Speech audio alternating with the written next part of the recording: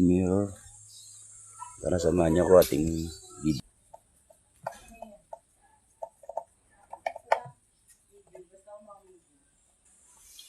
Malak. Ito yung sa loob na yung bit doon. Ito yung housing niya, natanggal natin. Ito yung pinakamotor niya.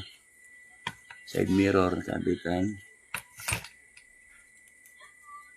So, dito siya makapalagay. Ito yung kanyang lock, ito yung kanyang kalagayan. Doon dumadapis na. Gas-gas na to. Kabila. Pasensya. Bali na natin para malagyan ng pako. So, doon yun.